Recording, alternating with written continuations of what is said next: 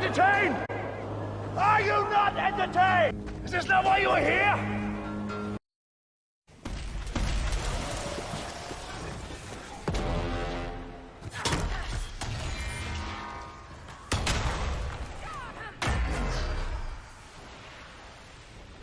Start off showing off the 70,000 damage. Crazy group one shot on some level 27 demon. Nightmare, all trials. Always. Alright, let's see some 100,000 damage criticals.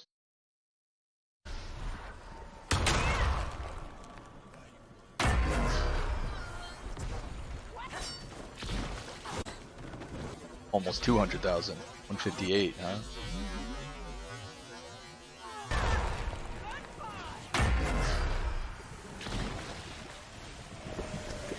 $106,000.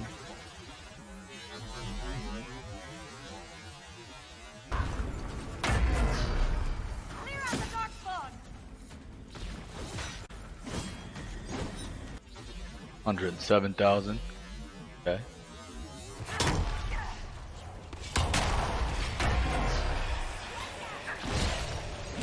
$99,000.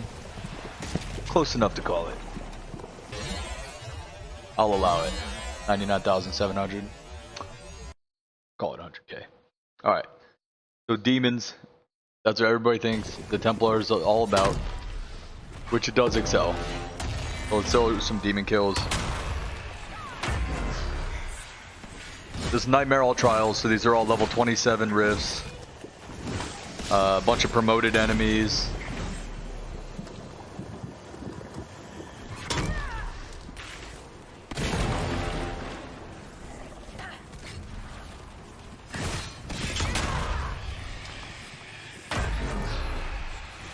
Easy rift.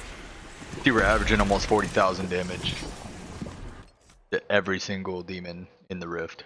So the damage is pretty serious again. But everybody knows that the Templars kill demons. They're very good at it.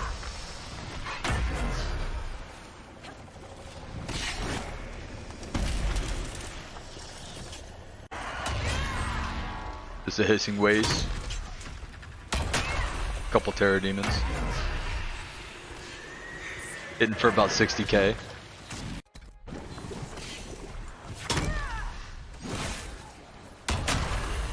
Emerald Graves. So this guy was promoted, that's why everybody else got one shot, he didn't.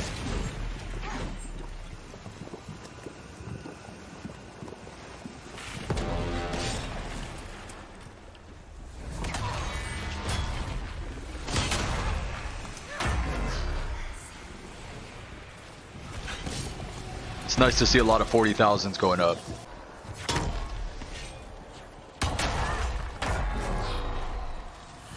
This is actually in Frostback. A lot of 40,000s again. This rift itself starts off with a Rage Demon and Shades, and then wave 2 you get a Rage Demon and 2 Fear Demons. All level 27 too, by the way. Build Nightmare, Friendly Fire, all trials.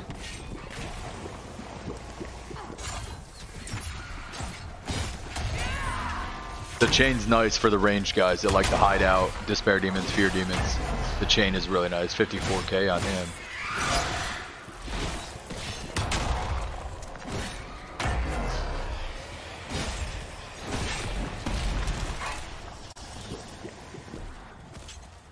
That's about how you want a rift to go, solo Nightmare. So that's the thing is, here's Darkspawn. Everybody thinks that the Templar is only good against demons, so we're going to go into some Darkspawn fights now. From the Descent, 55, bunch of 55k, 107 there in the background, a bunch more 55. Here, watch the damage here. Almost 30,000 to everybody in our radius. Another group of Darkspawn. Deleted.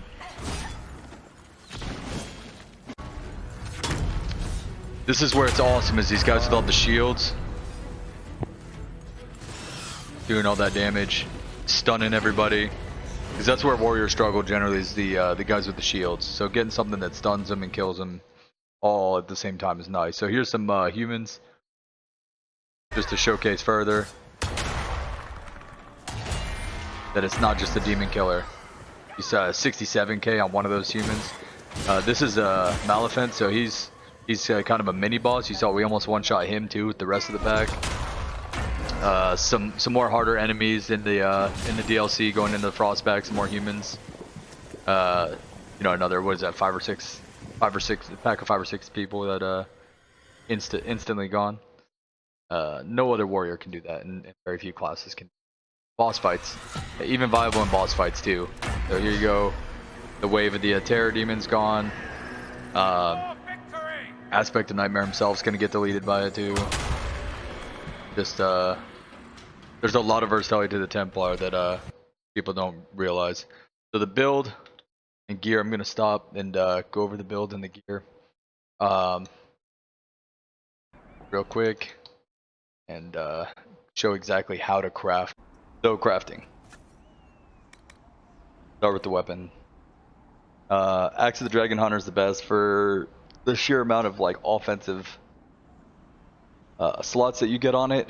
We're particularly looking for attack, crit chance, and crit damage with this build, and this gives us a lot of it.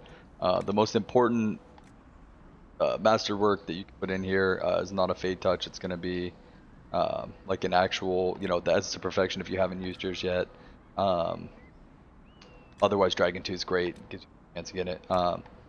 So the best base metal to put in these things are Veiled Quartz because of how easy it is to access in the rifts and the Frostback. I'm gonna go with Ice Dragon Bone here. You can easily go with Everite and lose barely any attack. 5% attack is not a huge difference at all. So if you haven't made it to Frostback yet, whatever reason you don't have Ice Dragon Bone, use Everite. If you do have Dragon Bone, you get access to a total of 22 from the dragon and 9 from a I guess you'd call it like a chest, kind of a lootable, where there's like up to 9 Ice Dragon Bone near Waterfall and Frostback. So if you have it, use it here in the weapon. Use 26 of it here for 40 attack, 12 strength. Same thing here though. If you have to go Everite, you lose 1 strength. Not a big difference. Here we're gonna use up some imbued Tusket hide. If you haven't been able to farm imbued Tuskets, you're having a hard time, whatever, you know, use Lurker Scales. 6% difference in crit damage is not going to make or break your build. It's not going to make a big difference. If you do have imbued Tusket hide though, use it here. 42% crit damage is nice. So that's everything. So then you see 40% attack, 42 crit damage, and 12 strength. That's all going to change when we get our Masterwork. Masterwork success, there we go. Now we're at 44 attack, 47 crit damage, and 14 strength because we get that 10% stat boost. And then also a 10% higher base damage pushes us up to 307 and 347 DPS. So that's really nice. Attachments. Let's get to attachments. The first attachment we're after is the Bound Haft. You can use Ice Dragon Hide here in your Haft. Same thing. You can get up to 14 Ice Hide from the drop from the dragon. What are we after? Bound Haft. Here we go. It's the most offensive leather slots. Is basically a general rule of thumb in your weapons because they give the most crit chance, crit damage, which is where all your damage comes from. So the Ice Dragon Hide, the thing about the Ice Dragon Hide is it gives 12% crit chance, whereas if we were to go with a Great Bear Hide, we'd have 11. So 11 to 12, it gives us 1% more crit chance in that slot. And then, you know, if we're on Great Bear here, it puts us at 18. And oh, it doesn't make a difference there at all. Okay, so Ice Dragon Hide here if you've got it, Great Bear otherwise. So you were looking at what, 17% crit chance, Great Bear Hide, not a big difference. Use it if you've got it, otherwise Great Bear Hide is perfectly fine. So there we used up 9 of our 14 Ice Dragon Hide. We've got 5 left. We're gonna use some of it here in our pommel. We're gonna go for the firm pommel for the same reason. Because it gives us the most offensive leather slots. So we're gonna grab here we've got what, 4. We're gonna use 4 of our last 5 Ice Dragon Hide if you got it. 7% crit chance for Great Bear, 8% for the Ice, so we get 1% more if we use up the last of our Ice Dragon Hide. We're gonna go ahead and do it. Having 7% crit chance there instead of 8 is once again not a big difference at all. We're gonna use Great Bear Hide in the second slot because we're out of Ice Dragon Hide now, giving us 12% total on our pommel. So that's nice. So that's our weapon. Craft the nasty rune if you want for whatever you're going after. It'll add a lot of DPS. If you're auto attacking and stuff, but we're not auto attacking. All of our damage is coming from our skills, and runes don't affect your skill damage. So it'll make your damage show up nice and high on your DPS on your weapon, but ultimately the runes don't make much difference at all in damage for your combo. Armor. Let's get into armor real quick. Always superior battle master on a warrior. The 309 armor rating is just really nice to have when you're in the middle of shit. The masterwork here, walking bomb. I'm solo. I always run solo nightmare, all trials. If you've been to the channel, so with friendly fire, I just have to be careful of my positioning, and I use combat rolls, so it's not a big deal. If I had a party with me on nightmare all trials with friendly fire on, it would be a bigger deal because I don't just have to worry about me and combat rolling out of there like I would kill like half my team with some of these 100,000 walking bombs that you've seen. So if that were the case, I'd probably go with something different. Most likely I'd have chance to cast Pull the Abyss to group everything up even nice and tight for the which I did actually on this character for a while. I ran Pull the Abyss and it's beautiful. If you're not trying to just go absolute max damage, then that's a really nice way to group stuff up for your combo. Especially if you have a party and you've got everybody running that on their weapons, then literally it's just Pull the Abysses all day and everything's just always grouped up to just destroy, and it's nice. Especially if you run like you and Cassandra, 2 Templars, both running combos. Well, everything's grouped up from Pull the Abyss. It's just, yeah, it's pretty nice. But for max damage, Fate Touch Imperial Vestment Cotton for the walking bomb. I mean, you can always go defensive and get your walking fortress. That's a great one for nightmare.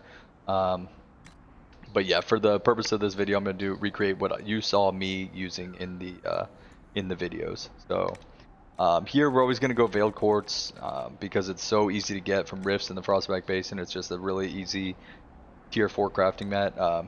If you don't have it and you go with like a T3, you go from 309 to 280 armor. Not a huge deal breaker. Use the best thing that you've got. This is where, okay, so this is the thing I wanted to talk about was you can use up your Dragon Bone if you're not just wanting 100% damage. You're kind of tanking for your party. I play solo Nightmare All Trials and I didn't really need any more health, but I mean, if you're tanking for your party and stuff, because I'm basically my party tank and my party DPS when I run solo, so I didn't really need it. But I guess I could see the value of it, of running on your armor everywhere that I use Everite for just pure strength, to run Dragon Bone and give up, like a little bit, like here would be what, 5 strength for 6 more constitution. So you could do that because over the course of, what is it, 6, where's the armor at? So we got 6 Everite and then 8 in the arms and 8 in the legs. So a total of 22. I mean, I just feel like that's 22 constitution, 22 strength instead of, I think it's 39 strength. So you give up like, what is it, about 17 strength, gain 22 constitution. If it's worth it for you, go for it. Otherwise, if you're just going max damage and you're trying to recreate what you saw in my video, Everite or any T3 strength based metal. For these it doesn't matter. For these leather defense slots, you want to use your dragon scales and be fancy, that's cool. I personally like to craft like a couple different armor sets that are exactly the same everywhere except for the defensive leather slots, and I'll do like a fire, a cold. I like to have a set for the different situations that I might run into where there's a lot of elemental damage, and just swap out to that set where they're otherwise exactly the same except for that defensive leather slot. So put whatever you want in those 2 slots, but make sure you've got the highest armor you can get, and then strength here, the highest strength here. Battlemaster armor, arms. So for the arms, same thing, strength. You can go Dragon Bone if you want some constitution. Strength is nice. And then you can really go whatever you want in this slot. I think the Veil Quartz giving you some max health is pretty nice.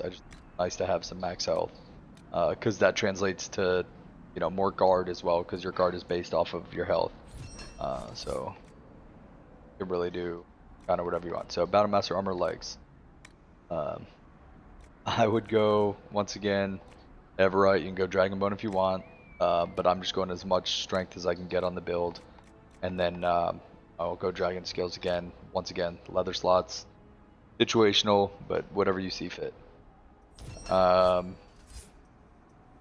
then I think that's everything. So we're gonna go put everything together. Start with our armor, closer. Put our arms and our legs on, and then the sigil. I always go Sigil of the Great Bear. It's just so nice to have double the mana pool, especially for when you're running like this big combo and stuff like that. Especially because you have so much cooldown that you can run it over and over and over. I like it a lot. So you can run whatever sigil you want. That's personal preference. But this is what the armor looks like when it's all put together. This particular one's 48% fire res. You could have whatever element res you want there, and that health would change depending on what you put there. But you should, no matter what, have 39 strength, which is really what we're after here. Is that 39 extra strength and that walking bomb or whatever masterwork you. The weapon. Okay, weapon time. That's everybody's favorite part. So we'll throw our Haft and Pommel on. You're going to have some nasty rune. I just didn't bother to craft one. It's going to look, instead of 347 DPS, you're going to have like 403 DPS or something like that, because of the runes lying to you and making you think you're doing more damage than you are. But really all it does is add a little bit more on the auto attacks and stuff like that, or it just adds a flat little tiny damage that it does, the 50 damage. Whereas your damage is coming from the base damage, that 307 that you see, from that damage getting multiplied out by all of your skill multipliers and stuff like that. But yeah, throw a rune in there, be fancy. It'll make your weapon look cool too. It'll shine whatever color you're runing. But what we're after here is that 44% attack, that 30% crit chance, and that 47% crit damage. Because at the end of this, we're gonna have pretty good crit chance, and so when we're critting a lot, if you got 100% crit damage, I mean, you're doing double damage all the time. It's just pretty sick. Then you've got 44% attack, 14 strength. Strength converts directly to attack, so 14 strength is 7 attack. It's a half a percentage attack percentage point for every strength. So 14 strength is 7 attack. 10 strength is 5 attack, 5% attack. So we want strength because attack is flat damage, just a flat damage modifier. So we always want a high attack score. This build ends up with a pretty high attack score. So that's the weapon and armor. Now we'll throw them on and we'll look at our stats and kind of look over the build and explain. And we're going to talk about our other equipment, like our accessories and stuff, right? So we got our weapon, we got our armor, which adds 39 more strength, which is what, 19 and a half more attack percentage. Almost 20% attack right there on our armor alone. This helmet is a must. You get it from Wicked Eyes, Wicked Hearts. If you like publicly embarrass the Duchess and have her taken away to be judged, you get the Mask of the Grand Duchess, and translates out to 15% crit chance. Because like strength is for attack, cunning is every point of cunning is 0.5% crit chance. Cunning is the chance. Top of the other 12, that's 15% crit chance on a helmet. Almost dropped my controller there. You can't beat that. 15% crit chance, insane. I run it on almost every single build except maybe an assassin, because it gets automatic crit out of stealth. And even then, I might even run it on him for the rare situations I'm not in stealth. But there's very, very few builds you wouldn't run that helmet on. Accessories. I love the Ring of Slicing. I run it on almost every build. 5 crit chance, 10 crit damage. It's damage boost. This build in particular, where we were at, we wanted more crit damage, so that when we did crit, because we crit a lot, we wanted it to hit that much harder. If you have a high crit chance, it's almost like a flat 20% damage. Nuts. Enhanced Amulet Barrier. If you don't know about this amulet, it says that the wearer gets moderate amount of barrier when hit. It's actually when you hit stuff and it's based on your damage. So if you're putting out crazy damage, that's why if you watch close on my videos, when I hit stuff with my combo, anytime I hit something, it insta fills my barrier 100%. So I'm almost like a knight enchanter. As a warrior, you should always be running this. As a dual wield rogue, I run this as well in solo nightmare, all trials, because it just generates so much barrier. If you hit like a spinning blades, you'll fill an entire barrier bar. It makes every warrior like a knight enchanter. It's crazy because then you've got guard, you've got barrier, you've got all kinds of stuff. Belt of urgency, you can really put anything here. Like a superb belt of health would be nice here too for more health, more guard. I think that's what I was running in the videos actually, was that. I switched to the belt of urgency because a lot of people like this because it more attack speed when you're low. I don't do a lot of auto attacking anyways, but that is a fun one, especially on a reaver. So that's the accessories. And okay, so that's everything on the gear. So we've got the gear. We're all veil quartzed out. The green. Let's look at our stats and then we'll go over like the actual skills. 99 strength. So we're at 92% attack, which we've got a huge guard damage bonus from gear, and then like I said, we're doing over double damage whenever we crit now, because 100% would be double damage, more than double damage. And our crit chance is 61%, which is plenty high for me. Like over 50, you start to feel pretty good, and 60 is like my golden number I try to get to on a warrior. Unless I'm if I'm really reliant on crit chance, like a champion, where I just need I just want cooldown on walking fortress like as fast as possible, I might run a little bit higher crit chance and less crit damage, because I'm a little bit less focused on the big numbers from the crit damage as a champion, because you don't have the huge bang skill like you do with the Templar combo. So there you would try to push for 80 or 90 crit chance and give up some of that crit damage, and instead of the imbued tusket on your weapon, you would throw in like Great Bear or something like that to throw some more crit damage, or crit chance, I'm sorry. So this, like I said, even if you put a rune, the rune number is not going to show up here, and this number is what's going to get used to multiply out all your multipliers for your skills. When you see me say, 1,000% weapon damage or 1,600% weapon damage, this is the number they use for that. That's why the runes don't matter for the big hitting skills like that. Flank damage is nice, but we're not flanking anything in Nightmare solo. I just go and head up and destroying stuff. So armor's decent, health. Guard is based off your health, so if you get a belt of health, you get more guard. Yeah, that's it. So that's that side of it. Now, we're gonna go over skills. I'm gonna tell you like why I have this built and how you can change things for, like, let's say in a party with no friendly fire, stuff like that, or you're not on Nightmare. These are completely unnecessary if you're not on Nightmare, or if you're in a party where you have a tank or something. But I'm playing solo on Nightmare with all the trials, so I've got promoted enemies. It's just it's a hard way to play. That's why I do it, because it's the hardest challenge you can get in Dragon Age Inquisition. Is a solo Nightmare all trials run, so that's why I do it. This skill right here, turn the bolt. Obviously, this skill and this skill don't matter because we're not weapon shield, but turn the bolt and turn the blade both actually work on two hands. If it doesn't say requires a shield, like Lunge and Slash, you see it says require shield right above the damage and cooldown time. If it doesn't say that, then it works, on two-handers as well. So this gives us just a flat 20% damage. Is everything that's coming from the front, which solo pretty much everything should be from the front. Turn the bolt, same thing. All the arrows, like ranged attacks, are pretty deadly. That's really probably the only thing that is deadly for us. And this literally cuts the damage from those arrows in half. So that's beautiful. So this build is actually, I swapped it up a little bit from the stuff I recorded. And I actually had points right here and here for some stamina that I didn't need. So I figured I wanted to switch it up and go, like, this is the max possible damage that you would do is this new build.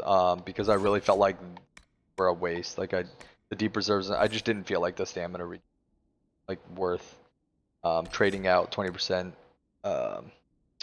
armor reduction, like being able to sunder and get some more strength and stuff. I just felt like this is the way to go. Shield breaker, and then we picked up shield breaker and pommel strike is what we picked up in exchange. And pommel strike's nice because now we have the only dangerous thing for this build is going to be guys with shields. And so Pommel Strike, having a way to stun them so they can't just like shield bash you and shield charge you is amazing.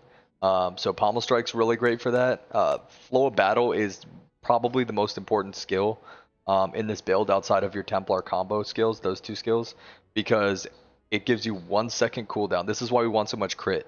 Every time you hit something, it gives you 1 second cooldown. So as I'll show you in a video after I get through this, the skills, I'm going to pop a video and show you, because everybody's like, oh, you know, yeah, but it's a 24-second cooldown. Well, I'll show you how you can run it literally, pop your combo, and then literally within 5 or 6 seconds be ready to pop your combo again because of Flow of Battle. If you've got a group and you're hitting all of them, you get 1 second off your cooldowns for every of the, let's say there's 6 guys, 6 seconds off for every time you hit them all. So your double combo, you hit them all with both of those, and then you combat roll through them and hit all of them with a combat roll. That's 18 seconds off, and then all of a sudden, boom, you're back up and running again and throw your combo out again. You just rinse and repeat. And we actually pull that cooldown even further. I'll show you how here in a second, but Flow of Battle is huge, huge. Cooldown reduction for crits, amazing. We don't use block and slash. If you look on my skills, I don't have that or Mighty Blow on. That's just, those are just prereqs to get to Flow of Battle and Shield Breaker. But we do have Pommel Strike as an extra stun on top of our chain, which is what we'll talk about next. Grappling Chain is amazing because they give them the boot, we'll pull them in, and it will stun them. So it'll stun them for 3 seconds, do 200% weapon damage, Despair Demons, stuff like that, that likes to hang out away from you. Archers, you want to pull archers in to get them knocked out in your combo, that kind of stuff. The Grappling Chain is just amazing. So that's nice. The combat roll is bugged, so instead of 250% weapon damage, it does 500% weapon damage, and it has a 2 second cooldown, which if you crit combat rolling through them, I mean, it literally doesn't have a cooldown. So you know, with how much crit and cooldown we're getting from Flow Battle, combat roll is always available all the time. 500%, low stamina cost, 20 stamina, 500% weapon damage. Ridiculous. Definitely get it. Use the hell out of it. Coup de grace is incredible for this build because the first of our 2 skills in our combo stuns everything around us. So this means we get a flat 30% damage. Then with the Horn of Valor is an additional, with the upgrade, additional 30% more damage because his damage bonus 15, damage bonus 15. So 30% more damage for every Horn of Valor, plus if they're stunned, that's 30, that's 60% on a stunned enemy, 30% on everybody, 60 on stunned enemy, which everybody should be stunned by your first part of your combo, as you saw in the videos. But yeah, so Coup de Grace and Horn of Valor are huge for this build. Literally the only reason we're in this tree is to get down here to Livid for more damage. I took the Endless Strength so that whenever you kill someone, it resets the duration so that it's just like a quality of life. You don't have to cast it often. But the damage reduction is nice. If you got 5 guys around you, it's 10% or 50% damage reduction to per enemy, and then it's 50% more damage. So then you're at, you know, with your 60% from Coup de Grace and Horn plus this 50%, now you're over 100%. You're doubling your damage yet again. So it's insane. Now we get into like the bread and butter, obviously, the Templar tree. I came over here. The weakened chance for me doesn't matter. If I had a Rift Mage in the party like Solus, it'd be nice. But for me, it doesn't matter much. I just went there to get to There's No Darkness for some 10% damage resistance. These 2 skills are completely optional, especially if you're in a party, which 99.9% of you are going to be in. So probably don't even want these, and you can put them somewhere else more useful. Put them wherever you want. I have them because that 10% damage resistance is nice in solo Nightmare All Trials. There's just a lot of damage being dished out by these promoted enemies, especially level 27, where they all scale to me and they're all promoted and all kinds of nonsense. But yeah, Blessed Blades is amazing. So this is where that other cooldown reduction I was talking about comes in. Light in the Shadows, you've got half second cooldown reduction every time that you hit someone attacking enemies. So anytime you hit someone. So combat rolling, you know, hitting them with your combo. I pop Blessed Blades in every fight. It's amazing because the duration is 24 seconds and the cooldown is 24 seconds. So literally, if you pop Blessed Blades, 24 seconds from now, when the cooldown's up, I can just pop it right back again. It's insane. So definitely have that because it's like literally as soon as it wears off, the cooldown, and with your Flow of Battle, the cooldown's going to be even less than the time it lasts. So you're going to have it up 100% of the time. and it's 15% more damage. So I mean, it's even more damage onto the build. So now we're getting so this is nice. 10% damage against demons. A lot of demons in this game. That's 90% of this game, right? Is Fade Rifts and fighting demons and going in the Fade fight demons. So doing damage against demons is nice. The last sacrifice, this does not matter at all to me. I'm solo, but it might help you in a party, I guess. I don't know. We're really just after that so we can get to Wrath of Heaven. This is step 1 in our combo. And huge damage to demons because you've got 700% weapon damage and then stuns everything for 6 seconds. With the upgrade, now you're at 300 more, you're at 1000% weapon damage and 2 more percent. So now they're stunned for 8 seconds. So this is insane. 1000% weapon damage is insane. I mean, that's huge. Everybody talks about how overpowered the Artificer archers are. You know, everybody's, oh, you know, the archers are overpowered. Assassin, Archer, Artificer, Tempest, whatever. You know, that the archery is just so overpowered. Leaving shot, all that stuff. Well, the hardest hitting skill that an archer has is full draw. And if and only if the enemy's at 100% life, when you first hit them, it'll do 800% damage and then 800% additional damage if they're at completely full health. So 1600% damage, which is huge. 1600% weapon damage is huge. Well, you can do that to one target and then it has a huge cooldown.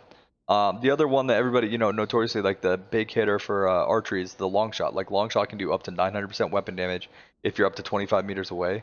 So that's huge as well. 900% weapon damage is a lot. Well, this is 1000 just here. The second part of our combo adds another 600. So we're at 1600% weapon damage. So that's exactly what a full draw is. So full draw is 1600%, but that hits one target. This is 1600% weapon damage to everybody who's around us. So all of a sudden, if you've got 5 guys around you, you're putting out 8000% weapon damage, which is no other class in the game can do that. No other class can do that. It's absolutely insane the amount of single target damage that you can spread out to every target around you. The exact same single target, because normally you have a single target damage skill that's a really high burst damage skill for a single target, like hidden blades for an assassin, that kind of stuff. Hidden blades for an assassin does what, 1800 damage, 1800% weapon damage, because it does 300 per blade, and with the upgrade you get 3 more blades, so you get 6 times 3 is 1800%. That's a huge. It's supposed to be, you know, one of, if not the most damaging skills in the game for a single target is hidden blades on the assassin skill tree.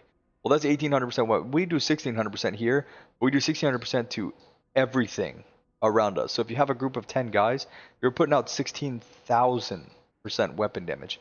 It's ridiculous. So, you know, obviously, you know, even with 3 guys, you know, it's insane the amount of damage you're putting out. Yeah, I mean, because 3 guys is what, 4,800% weapon damage. So 4,800%, almost 5,000% weapon damage. And that's if you only have 3 things around you. Most of the time you're gonna have on a rift, you're gonna have 5-6 demons.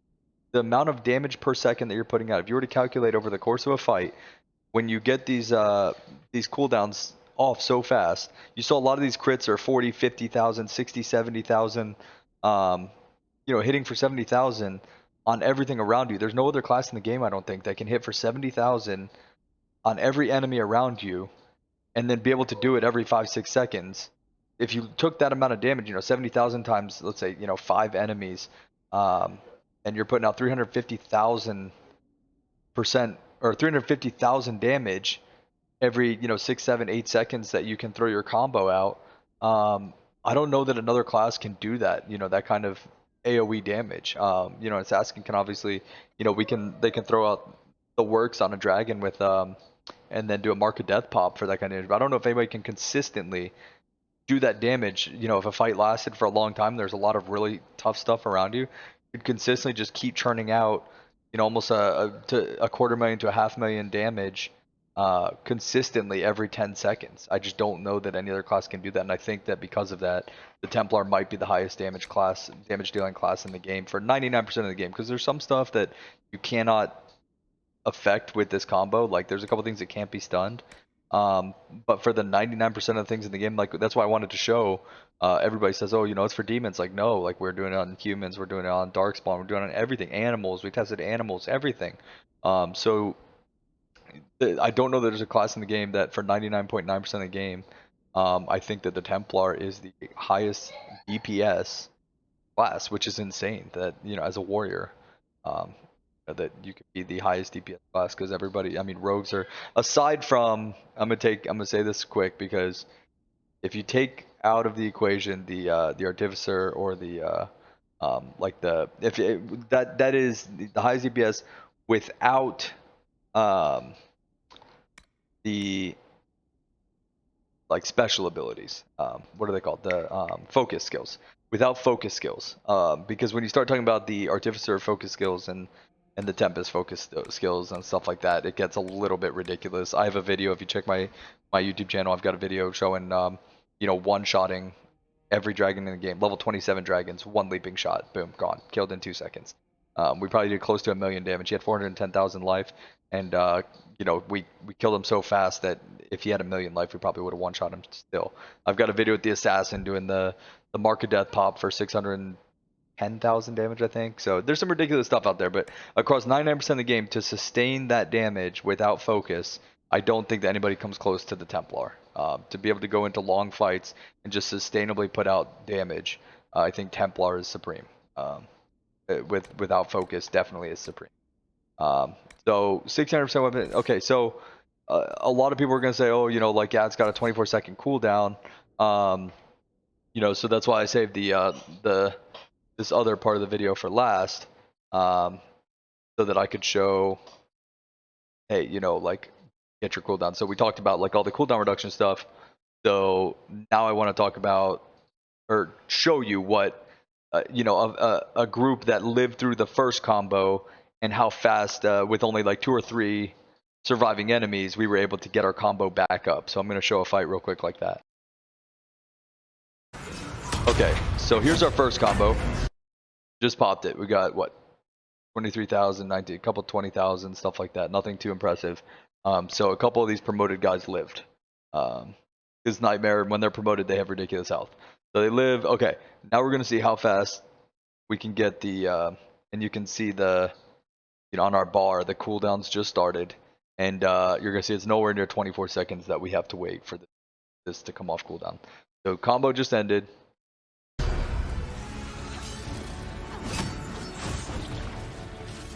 And it's back up and ready, just like that. Pop it again, boom, boom. Finish everybody except the very last promoted enemy. So you see there what the the insane cooldown is on flow battle mixed with our blessed blades. It's ridiculous. I mean, it's what was that, 4 or 5 seconds we had to wait to pop it again. So to put out that kind of damage, especially those were weak hits. I mean, as you saw, we had a bunch of hits for 70,000 damage, stuff like that. So you got to think if you're putting out 70,000 damage on these AoE hits and able to do that every 5-6 seconds, I don't think anything else in the game can do that. I really don't. I think that's the thing. That's why I wanted to make this video, to talk about how insanely overpowered I think the Templar is. I don't think a Reaver cannot put out that kind of damage. I thought the Reaver was probably the highest DPS warrior class for years. And we stumbled upon this doing our Nightmare Trilogy runs, because I had never done a Templar, and I was like, hey, I'm gonna try to make a 2-handed Templar, and see what kind of DPS we can do. And found out that holy cow, it's like doing a full draw from an archer, but doing it to everything within a huge AoE radius of me, and being able to do it consistently because we have so much cooldown reduction. We're almost like an artificer, with all the cooldown reduction from flow of battle and the high crit chance and our combat roll, and the fact that we're also hitting without combat roll everything AoE with our actual combo. I mean, it's just everything's coming off cooldown so quick. I just don't know that anything in the game can compare. So I figured I'd share it and kind of give everybody an in-depth look at what we're doing. The last thing I'm gonna do is show a spreadsheet with the crafting, so in case you were a little bit like you felt it was rushed or whatever. Okay, so this is the spreadsheet that we have set up for the Templar. We have these set up for kind of every class in terms of min-maxing the crafting the best we can. I even have a little section down here if you if you're interested in doing like a solo nightmare run. This section down here is going to show you this is the best starting gear you can get. Like right when you get to Haven, you can buy this stuff because it's all in either Black Emporium, which you have access to immediately, Val Royale, which you have access to pretty much immediately, or the only thing that's not there immediately in Black Emporium and Val Royale is the Defender Legs, which is only 2 lost slots for Spirit Resistance, so you don't even really need that. That's in Redcliffe. You still get that very early, like almost immediately, but that's the only thing. You gotta do that little rift in front of Redcliffe first to get that, but everything else you can get immediately. I do it with Samite for a ton of Spirit Resistance early. I just stack everything in Samite. The Helm of the Inquisitor especially gives you 7 slots, so you can get like 50, 60 Spirit Resistance early, which for a solo Nightmare run is huge for doing rifts, because everything does tons of spirit damage. All the wraiths are a nightmare when you're solo, and they're all just gunning you. The Jagged Battle Axe is a great damage tier 2 weapon that you can get very early, and you have access to if you stealth with a rogue, or you just run, throw like Fade Step or something like that on with a mage, or whatever you do, you can get past the very first dragon in the hinterlands. There's a little boat back there behind him on a dock that has a bunch of T2 crafting mats, like T2 metal and stuff. And then actually around him, there's a bunch of T2 metal as well. So you can start off with a T2 weapon and T2 metal in it. Also a locked house in Redcliffe with the Deft Hands will get you like a safe scummable chest with T2 metal. So this is what I always start with when I start Warrior. I start with this stuff right away until I can buy the Axe of the Dragon Hunter and stuff like that. Then this will show you where everything is, like where you would buy the stuff, and the stuff on top. This is the accessories I had in the video, where to get it, how much it costs, and if it's craftable. It's where to get it, and then what to use in there. And like, if there's an option like Ice Dragon Bone or Everite if you don't have that. Ice Dragon Bone or Everite if you don't have Ice Dragon Bone. Tusket Hide or Lurker Scales if you don't have Tusket Hide, and what kind of percentages you're looking at on this stuff. So that's the spreadsheet. I want to show that too, so anybody can screenshot that or whatever they want if they have some sort of use for that. If it's easier for you to look at it this way for crafting, I just figured I'd show that before the end of the video. Yeah, that's pretty much it, I think. So I'm going to